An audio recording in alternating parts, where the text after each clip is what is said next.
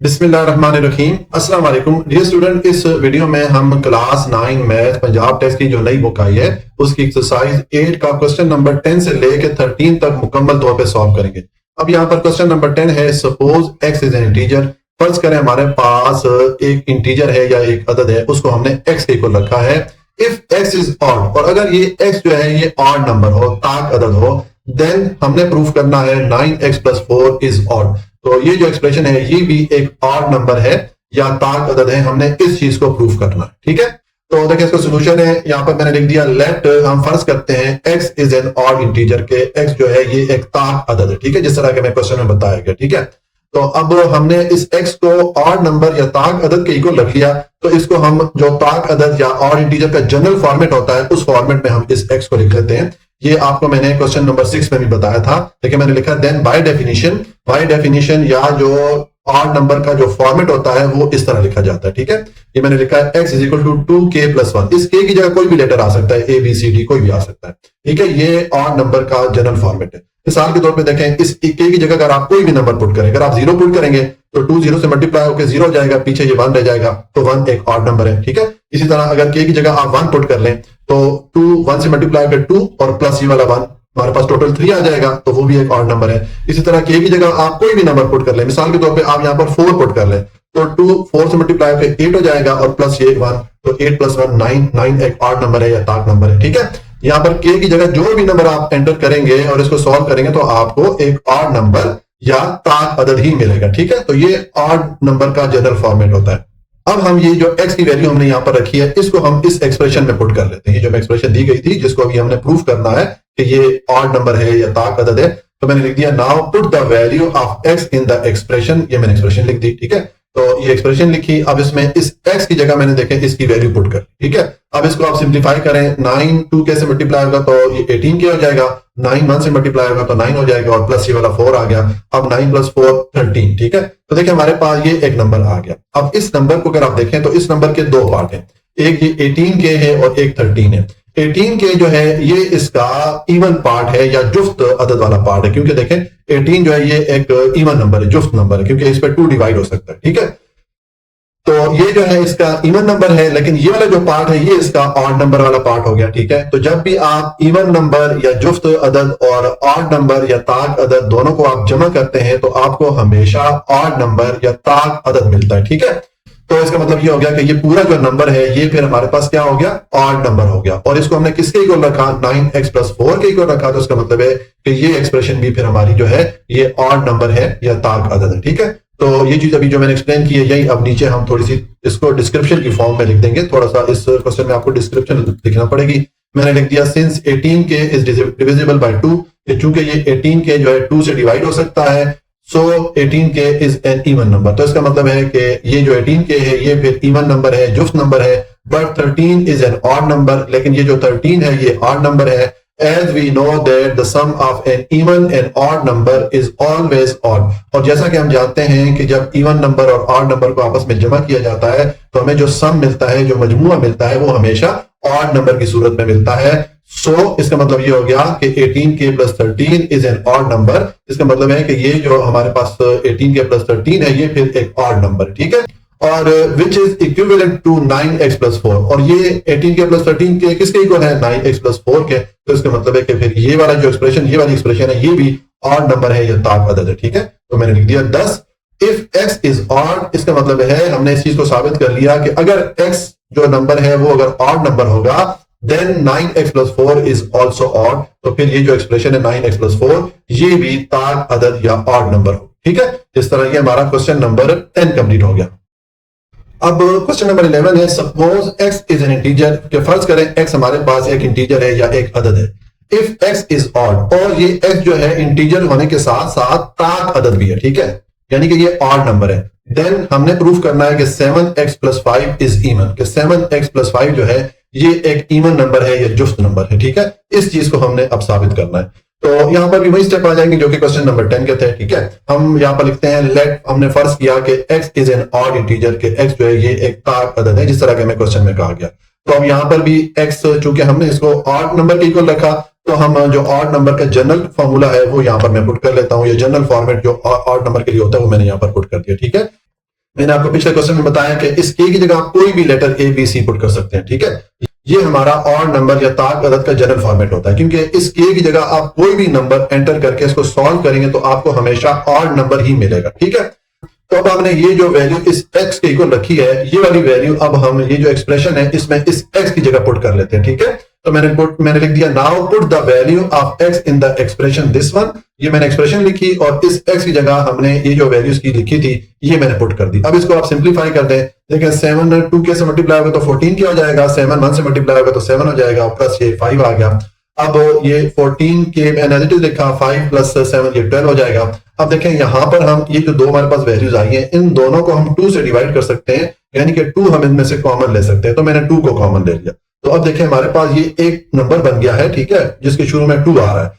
इसका मतलब है कि इस नंबर पे हम 2 को डिवाइड कर सकते हैं क्योंकि इसके शुरू में 2 आ रहा है। तो जिस नंबर को 2 से डिवाइड किया जा सकता हो वो फिर कौन सा नंबर होता है, इवन नंबर होता है, जुफ्त अदद होता है। तो इसका मतलब ये हो गया कि हमने इस नंबर को, तो इसका मतलब ये हो गया कि ये हमारे पास एक इवन नंबर आ गया और इसको हमने किसके इक्वल रखा था, 7x + 5 के इक्वल रखा था। तो हमने इस चीज को प्रूव कर लिया कि ये जो एक्सप्रेशन है ये भी एक इवन नंबर है या जुफ्त अदद है, ठीक है। तो यही चीज अब यहाँ पर नीचे हम थोड़ी डिस्क्रिप्शन में लिख लेते हैं। जिस तरह आपको मैंने बताया कि इन क्वेश्चन, ये जो 2-3 क्वेश्चन है इनमें आपको डिस्क्रिप्शन थोड़ी लिखना पड़ेगी। मैंने लिख दिया सिंस ये जो हमारे पास नंबर आया है इज डिविजिबल बाय 2, कि चूंकि ये नंबर 2 से डिवाइड किया जा सकता है, so this number is an even number. इसका मतलब है कि ये जो नंबर है ये एक इवन नंबर है, जुफ्त अदद है, which is equivalent to 7x + 5। और इसको हमने किसके इक्वल रखा, 7x + 5 के इक्वल रखा। तो हम कह सकते हैं दस इफ x इज ऑड, कि अगर x ऑड है देन 7x + 5 इज इवन। तो फिर 7x + 5 जो है ये एक इवन नंबर है, जुफ्त अदद है, ठीक हो गया। तो ये हमारा क्वेश्चन नंबर 11 कंप्लीट हो गया। अब क्वेश्चन नंबर 12 है प्रूव द फॉलोइंग स्टेटमेंट। यहां पर हमें इस क्वेश्चन में 2 पार्ट दिए गए हैं, ये पार्ट ए है, इसमें एक स्टेटमेंट है और फिर पार्ट बी में एक स्टेटमेंट है। तो हमने इन दोनों स्टेटमेंट्स को प्रूव करना है, ठीक है। अब पार्ट ए की स्टेटमेंट है if x is an odd integer, कि अगर हमारे पास एक x जो है ऑड इंटीजर हो, ताक नंबर हो, देन शो दैट कि ये जो एक्सप्रेशन है इज ऑड। तो ये एक्सप्रेशन भी एक ऑड नंबर है या ताक अदद है, इस चीज को हमने प्रूव करना है। तो ये बिल्कुल एग्जैक्ट जिस तरह के हमने क्वेश्चन नंबर 10 को सॉल्व किया उसी तरह इसको सॉल्व करना है, ठीक है। तो देखें इसका सोल्यूशन है, हम फर्ज करते हैं कि ये जो x है ये एक ऑड नंबर है, ये मैं क्वेश्चन में बताया गया। तो मैंने लिख दिया लेट, हम फर्ज करते हैं x is an odd integer, के x जो है ये एक ऑड इंटीजर है या ताक अदद है, ठीक है। तो अब हम इस x का जो ताक अदद के लिए जनरल फॉर्मेट होता है, जनरल फॉर्मूला होता है, वो हम पुट कर लेते हैं। मैंने लिख दिया then by definition x is equal to 2k + 1, ठीक है। ये ताक नंबर या ऑड नंबर का जो है जनरल फॉर्मेट होता है, ठीक है। इस k की जगह आप कोई भी letter a b c put कर सकते हैं, ठीक है। अब ये जनरल फॉर्मेट इसलिए कि देखें इस k की जगह आप कोई भी नंबर पुट करके इसको सॉल्व करेंगे तो आपके पास हमेशा ताक नंबर ही आएगा, ऑड नंबर ही आएगा, ठीक हो गया। तो अब ये जो x की वैल्यू है इसको अब हम ये जो एक्सप्रेशन है यहाँ पर ये जो x आ रहा है इस x में दोनों जगह पुट कर लेते हैं, ठीक है। तो मैंने लिखा now put the value of x in the expression this one, ठीक है। तो ये एक्सप्रेशन देखें यहाँ पर मैंने लिखी और अब ये x की जगह यहाँ पर देखें मैंने ये वाली वैल्यू पुट कर ली। इसी तरह ये जो 4 के साथ x आ रहा है यहाँ पर भी मैंने ये वाली वैल्यू पुट कर ली। दोनों जगह x आ रहा था, दोनों जगह पर मैंने ये वाली वैल्यू पुट कर ली। अब आप इसको सिंप्लीफाई कर दें, देखें ये हमारा है 2k + 1 होल स्क्वायर। तो यहां पर हम a² + b² + 2ab वाला फॉर्मूला अप्लाई कर सकते हैं, ठीक है। ये हमारा 2k अगर a के इक्वल हो और 1 अगर b के इक्वल हो तो ये हमारा a² हो गया और ये हमारा +2ab वाला पार्ट हो गया और ये b² वाला पार्ट हो गया, ठीक है। और यहां पर ये 4 और -4 2k से मल्टीप्लाई होगा तो -8k हो जाएगा और -4 + 1 से मल्टीप्लाई होगा तो -4 हो जाएगा और साथ में ये 6 आ गया, ठीक है। और अब इसको सिंप्लीफाई कर दें, देखें 2k का स्क्वायर लेंगे तो 4k2 हो जाएगा और ये 2 से मल्टीप्लाई कर 4 × k आ जाएगा। इसी तरह ये 1 का स्क्वायर लेंगे तो 1 ही आएगा और साथ में ये 8k आ गया और यहाँ पर 6 में से 4 को माइनस करें तो 2 आ जाता है, ठीक है। अब देखें इसको फर्दर हम सिंप्लीफाई करते हैं, ये तो 4k2 एज इट इज आ जाएगा और यहाँ पर ये -8k + 4k, 8k में से 4k माइनस करें तो 4k ही आएगा, लेकिन साइन किसका आएगा, बड़ी वैल्यू का। 8k 4k से बड़ा है और इसके साथ माइनस का साइन था तो यहाँ पर मैंने माइनस का साइन पुट कर दिया, ठीक है। और ये 1 + 2 3 हो जाएगा। अब यहाँ पर देखें ये जो हमारे पास नंबर आ रहा है इसमें जो पहली वाली 2 टर्म्स आ रही हैं दोनों में 4 कॉमन है, ठीक है। तो मैंने 4 को कॉमन ले लिया तो अब हमारे पास ये एक पूरा नंबर बन रहा है या ये एक एक्सप्रेशन बन रही है। इसमें 2 पार्ट है। पहले वाला जो पार्ट है यहाँ पर देखें इसके शुरू में 4 आ रहा है और 4 को हम 2 से डिवाइड कर सकते हैं। तो जिस नंबर को 2 से डिवाइड किया जा सकता हो वो इवन नंबर होता है, जुफ्त नंबर होता है, ये हम जानते हैं, ठीक है। लेकिन इसका दूसरे वाला पार्ट जो है ऑड है, ताक अदद है। तो जब आप इवन नंबर और ऑड नंबर को आपस में जमा करते हैं तो आपको हमेशा ऑड नंबर ही मिलता है, उनका जो मजमूआ या सम होता है वो हमेशा ऑड नंबर की सूरत में ही आपको मिलता है। ठीक है, तो इसका मतलब है कि हमारे पास ये जो एक्सप्रेशन आई है, ये जो हमारे पास वैल्यू आई है, ये एक ऑड नंबर है या ताक अदद है, और इसको हमने किसके इक्वल रखा था, इस एक्सप्रेशन के इक्वल रखा था। तो इसका मतलब है हमने इस एक्सप्रेशन को भी साबित कर लिया कि ये जो है ऑड नंबर है या ताक अदद है। तो ये जो यहाँ पर मैंने एक्सप्लेन इसको किया, ये चीज हम नीचे थोड़ी सी डिस्क्रिप्शन में लिख लेते हैं। मैं यहाँ पर लिखूंगा सिंस 4k माइनस के, यानी कि ये वाला पार्ट इज डिविजिबल बाय 2, के ये वाला पार्ट जो है 2 से डिवाइड किया जा सकता है। So this number is an even number, इसका मतलब है कि ये वाला पार्ट तो हमारे पास फिर इवन नंबर है, जुफ्त अदद है, but 3 is an odd number, लेकिन ये 3 जो है ये ऑड नंबर है। तो as we know that the sum of an even and odd number is always odd, और जैसा कि हम जानते हैं कि जब इवन नंबर और ऑड नंबर को आपस में जमा किया जाए, सम किया जाए, तो हमें जो टोटल मिलता है या हमें जो उसका मजमूआ मिलता है वो एक ऑड नंबर होता है। सो इसका मतलब ये हो गया कि ये जो पूरा नंबर है ये ऑड नंबर है, ठीक है, ताक नंबर है, और इसको हमने किसके इक्वल रखा था, विच इज इक्विवेलेंट टू, हमने इसको ये जो हमें एक्सप्रेशन क्वेश्चन में दी गई थी इस एक्सप्रेशन के इक्वल रखा था। तो इसका मतलब है कि ये जो एक्सप्रेशन है ये भी फिर ऑड नंबर है या ताक अदद है। तो बस आप नीचे आप लिख लेंगे 10 इफ x इज ऑड, कि अगर x ऑड होगा देन हमने इस चीज को प्रूव कर लिया कि ये जो एक्सप्रेशन है इज ऑल्सो ऑड, ये जो एक्सप्रेशन है ये भी एक ऑड नंबर है या ताक अदद है। ठीक है, तो ये हमारा इसका जो पहले वाला पार्ट है ये कंप्लीट हो गया। और अब इसका दूसरे वाला पार्ट भी देख लेते हैं। अब यहां पर हमें एक्सप्रेशन दी गई है कि if x is an even integer, कि अगर हमारे पास x जो है एक इवन इंटीजर या जुफ्त अदद के इक्वल हो, देन शो दैट ये जो एक्सप्रेशन है इज इवन, कि ये वाली जो एक्सप्रेशन है ये फिर एक इवन नंबर है या जुफ्त अदद है, ये चीज हमने साबित करनी है। ठीक है, तो देखिए इसका सोल्यूशन है। अब हमें क्वेश्चन में कहा गया है कि ये जो x है ये एक इवन नंबर है, तो मैंने लिख दिया लेट, हम फर्ज करते हैं कि x is an even integer, x जो है एक इवन इंटीजर है या एक जुफ्त अदद है। ठीक है, तो अब हम ये जो x के लिए इवन इंटीजर या जुफ्त अदद का जो जनरल फॉर्मेट होता है या फार्मूला होता है वो यहां पर पुट करेंगे। पीछे हम ऑड नंबर के लिए पुट करते आए, अब यहां पर चूंकि इवन नंबर के इक्वल इसको रखा गया है तो हम इवन नंबर के लिए जो जनरल फॉर्मेट होता है या इसका जो फार्मूला होता है वो पुट करेंगे। ये मैंने देखे पुट कर लिया, x is equal to 2k, ये जो है इवन नंबर का जनरल फॉर्मेट होता है। ये k की जगह कोई भी लेटर आप इस्तेमाल यूज कर सकते हैं, a b c d कुछ भी पुट कर सकते हैं। ठीक है, अब यहां पर इस k की जगह आप कोई भी नंबर अगर आप एंटर करेंगे तो आपको जो आंसर मिलेगा वो हमेशा इवन नंबर की सूरत में या जुफ्त अदद नंबर की सूरत में मिलेगा। ठीक है, इसलिए ये हमने इसका जो इवन नंबर है उसका जनरल फॉर्मेट पुट कर लिया, इसको हमने x के इक्वल रखा है। तो अब ये जो x की वैल्यू हमारे पास आई है इसको हम इस एक्सप्रेशन में पुट कर लेंगे। ठीक है, क्योंकि इस एक्सप्रेशन को हमने इवन प्रूफ करना है। तो मैंने लिख दिया now put the value of x in the expression this one. मैंने देखे यहाँ पर ये एक्सप्रेशन लिखी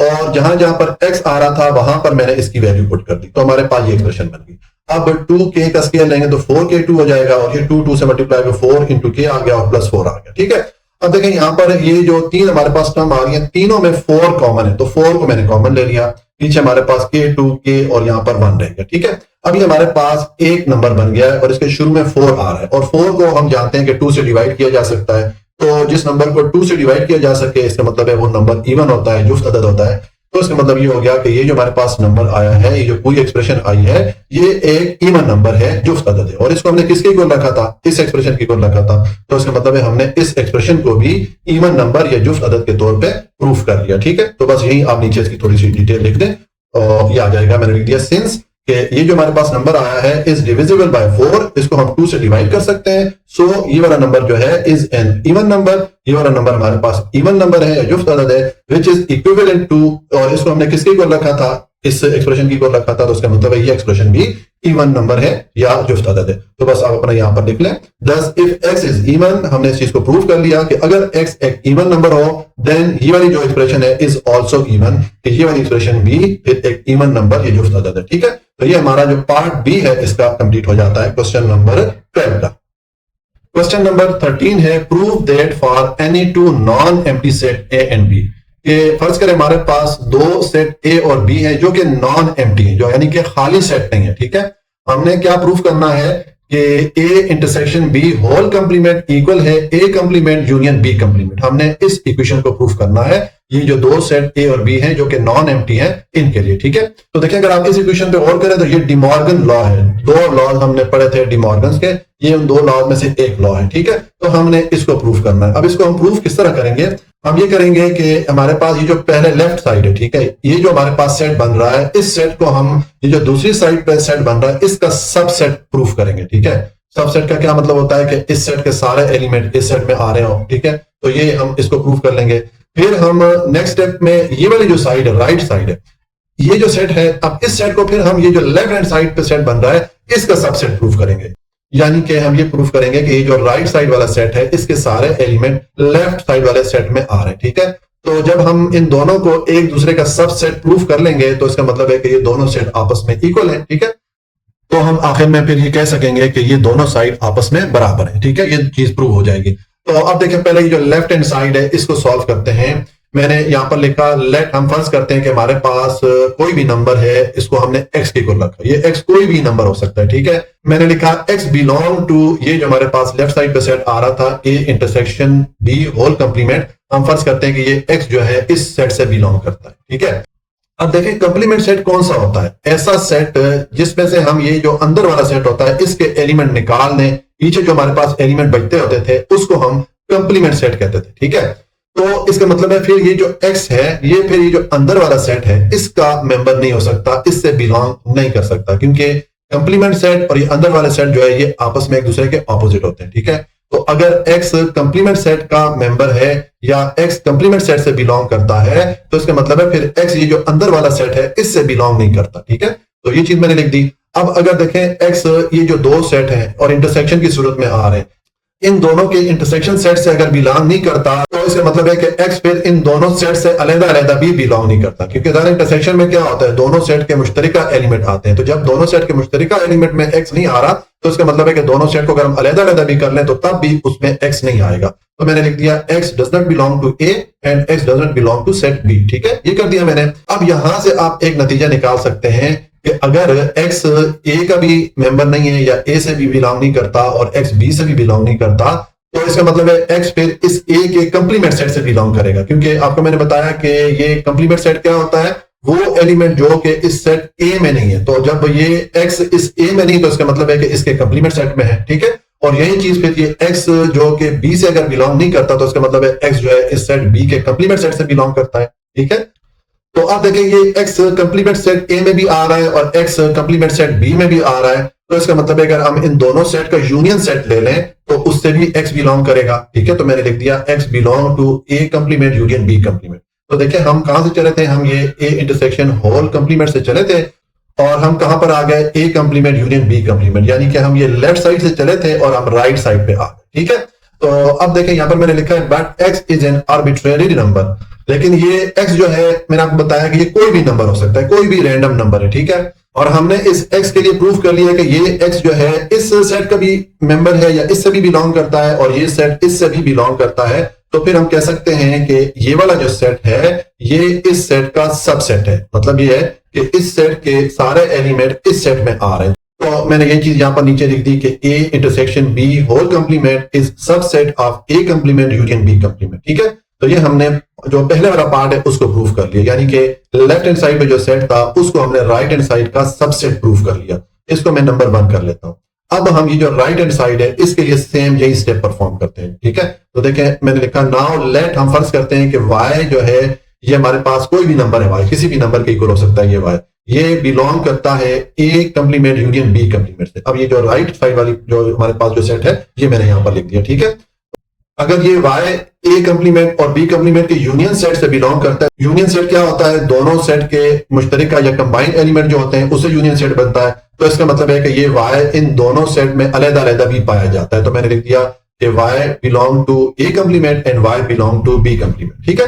अब यहां से हमें ये चीज पता चली कि अगर y जो है a कंप्लीमेंट और b कंप्लीमेंट से बिलोंग करता है तो फिर जो y जो है सेट a और b से बिलोंग नहीं करेगा, क्योंकि आपको मैंने बताया कि जिस सेट का कंप्लीमेंट लिया जाता है उस कंप्लीमेंट सेट में से वो जो सेट के एलिमेंट है सारे निकाल लिए जाते हैं, ठीक है।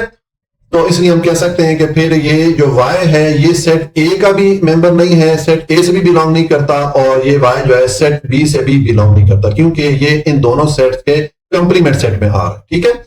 तो अब देखें, अगर ये y इन दोनों सेट से बिलोंग नहीं करता, तो अगर इन दोनों सेट्स का हम इंटरसेक्शन सेट ले लें, ठीक है, यानी कि दोनों सेट में जो कॉमन एलिमेंट आ रहे हैं उनको इकट्ठा करके एक सेट में लिख दे, तो इसका मतलब है कि इस सेट से भी ये y बिलोंग नहीं करेगा, ठीक है, क्योंकि ये y इन दोनों सेट से अलग अलग बिलोंग नहीं करता, तो फिर इनके जो कॉमन एलिमेंट होंगे उसमें भी ये y से जो एलिमेंट है ये नहीं आएगा। ठीक हो गया। तो अब यहां से आप एक नतीजा निकाल लें, जिस तरह के मैंने ऊपर निकाला था कि अगर y जो है a इंटरसेक्शन b से बिलोंग नहीं करता, तो इसका मतलब है कि ये फिर a intersection b whole complement के सेट से बिलोंग करेगा। क्योंकि दोबारा मैं रिपीट कर लेता हूं कि इस सेट में से ये जो अंदर वाला सेट होता है इसके एलिमेंट निकाल दें, ठीक है, यानी कि कंप्लीमेंट सेट में वो एलिमेंट होते हैं जो कि इस अंदर वाले सेट में नहीं होते। तो अगर ये y इस सेट से बिलोंग नहीं करता, तो इसका मतलब है कि ये y जो है कंप्लीमेंट सेट से बिलोंग करता है। ठीक हो गया।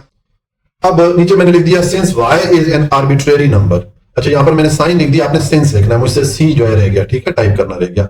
इसका मतलब है कि y जो है ये कोई भी नंबर हो सकता है, कोई भी रैंडम नंबर हो सकता है, और इस y के लिए हमने प्रूफ कर लिया कि y जो है ये a complement union b complement से बिलोंग करता है, और y जो है a intersection b whole complement से भी बिलोंग करता है। तो इसका मतलब ये हो गया कि इस सेट के एलिमेंट इस सेट में आ रहे हैं, तो ये वाला जो सेट है इस सेट का सबसेट हो जाएगा। तो ये चीज मैंने यहां पर लिख दी, ठीक है, जिस तरह के मैंने ऊपर लिखी थी। तो इस तरह ये हमने अब राइट साइड को सबसेट प्रूफ कर लिया लेफ्ट साइड के ऊपर, हमने लेफ्ट साइड को सबसेट प्रूफ किया था राइट साइड के, ठीक है। तो इसका मतलब है कि ये दोनों सेट फिर आपस में बराबर हो गए, क्योंकि यहाँ पर ये वाला जो सेट है इसका सबसेट आ रहा है, और यहाँ पर फिर ये राइट साइड वाला सेट लेफ्ट साइड वाले सेट का सबसेट आ रहा है। तो इसका मतलब है ये दोनों सेट आपस में बराबर है। तो आप लिख लेंगे from 1 and 2 a intersection b whole complement equal है a complement union b complement, ठीक है। ये हमने इस चीज को प्रूफ कर लिया। तो ये हमारा क्वेश्चन नंबर 13 कंप्लीट हो गया जी। आज के लिए इतना ही। अगर आपको कोई भी पॉइंट समझ में नहीं आया तो आप कमेंट में पूछ लीजिएगा।